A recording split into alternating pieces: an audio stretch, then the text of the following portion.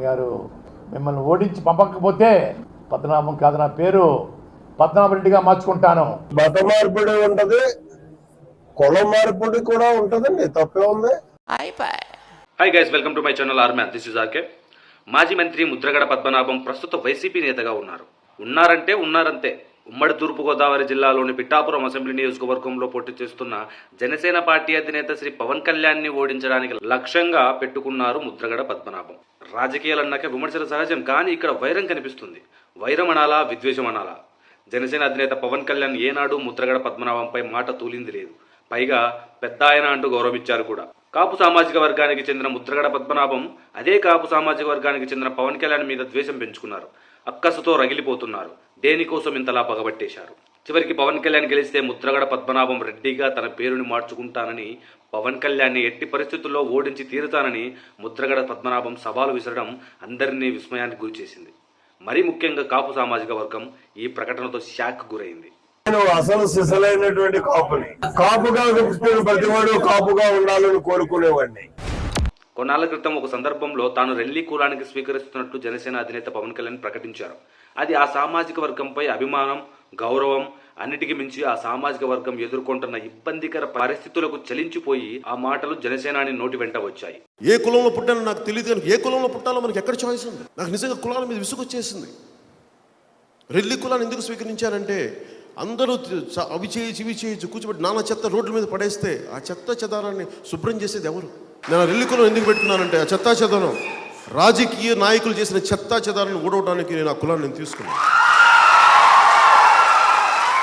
క్రియాయోగం నేర్చుకున్న రెల్లి కులస్తుడు. కానీ ఇక్కడ ముద్రగడ పద్మనాభం రెడ్డి సామాజిక వర్గంలోనికి మారిపోతానడం మత మార్పిడిలా, కుల మార్పిడి వ్యవహారం కింద చూడాలి. నేను లక్షలాది మందికి ఉప్మా పెట్టాను, చిరంజీవి కానీ పవన్ కళ్యాణ్ కానీ వారితో సినిమాలు చేసే దర్శక నిర్మాతలకు టీ కాఫీ అయినా ఇచ్చారా అని ముద్రగడ పద్మనాభం అమాయకంగా ప్రశ్నించేశారు. ఒక ఉప్మాకో ఒక కాఫీకో అమ్ముడైపోకండి.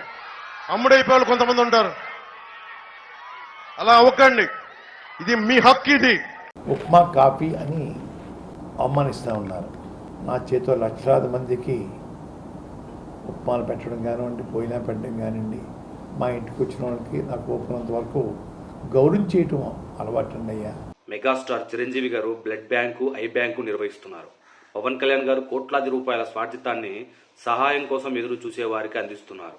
కేవలం సినిమా స్టార్లుగా ఉన్న గుర్తింపు మాత్రమే కాదు, వ్యక్తిత్వంలోనూ చిరంజీవి గారు, పవన్ కళ్యాణ్ గారు ఈ ఇద్దరు చాలా చాలా ప్రత్యేకమని సినీ పరిశ్రమలో ఎవరిని అడిగినా చెబుతారు. ఇవన్నీ ముద్రగడ పద్మనాభంకి తెలియవా అంటే తెలుసు. గతంలో ముద్రగడపై టీడీపీ హయాంలో పోలీసులు అణచివేత చర్యలకు దిగితే మెగాస్టార్ చిరంజీవి ఖండించారు. అది ముద్రగడ పద్మనాభం మర్చిపోతే ఎలా?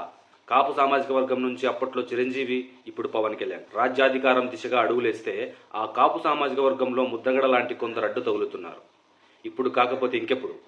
సమీప భవిష్యత్తులో కాపు సామాజిక వర్గానికి అధికారమే దక్కకూడదన్నట్లుగా ఉంది ముద్రగడ పద్మనాభం రాజకీయ వ్యూహం. సోషల్ మీడియాలో ట్రోలింగ్ జరుగుతున్నట్టు కేవలం ఉప్మా కోసమే ముద్రగడ పద్మనాభం వైసీపీలో చేరారా? కాపు సామాజిక వర్గంపై ద్వేషంతో రెడ్డి సామాజిక వర్గంలోకి మారిపోతున్నారా? ఒకటి మాత్రం నిజం, తన విమర్శలతో జనసేనకు చేటు చేయాలని ముద్రగడ అనుకుంటున్నారు. కానీ ముద్రగడ పద్మనాభం రెడ్డి చేసే ప్రతి విమర్శ జనసేన పార్టీకి కాపు సామాజిక వర్గంలో మైలేజ్ మరింత పెంచుతుందన్నది నిర్వివాదాంశం. పుట్టిన కులంపై ఇంత ద్వేషమా ముద్రగడ పద్మనాభం? పుట్టిన కులంపై ఇంత ద్వేషమా ముద్రగడ పద్మనాభం అని కాపు సామాజిక వర్గం ప్రశ్నిస్తోంది. ఈ ప్రశ్నకు ముద్రగడ పద్మనాభం రెడ్డిలా మారిపోతున్న ఒక్కప్పటి కాపు ఉద్యమ నేత ఏం బదిలిస్తారో చూడాలి అని ప్రజలు అంటున్నారు. ఈ సినిమాలు తెరకెక్కించే డైరెక్టర్లకి ఎప్పుడన్నా కప్పుతో కాఫీ ఇచ్చారా అని అడుగుతా ఉన్నా. డ్రైవర్స్ని, యూనిట్ వాళ్ళని, క్రైన్ వాళ్ళని, కొంతమంది డాన్సర్స్, కొంతమంది ఫైటర్స్, సగం మందిని పిలిస్తే 200 మెంబర్స్ అంతా 3 లక్షలు అయింది. అదే బయట నుంచి తెప్పితే ఎంత అవుతుంది అనుకుంటున్నాడు ఆయన అన్నాడు. నాకు నేను బయట నుంచి తెప్పితే 10 లక్షలు వేస్తాను నా బిల్లు. ఇది హ్యాపీగా ఉంది, బ్రహ్మాండంగా చేసాం. ఇదే విధంగా ఉండు, ఎప్పుడు కూడా మీరు మారొద్దని చెప్పేసి 400 మందికి రోజుకి చేయాలి. పవన్ కళ్యాణ్ ఏం తింటారో అందరికీ అది పొట్టు. ఇంత మంచి వ్యక్తి ఆంధ్రప్రదేశ్ సీఎం అవ్వాలని చెప్పేసి 100 సార్లు కోరుకుంటున్నాను. అవుతారు డెఫినెట్ గా.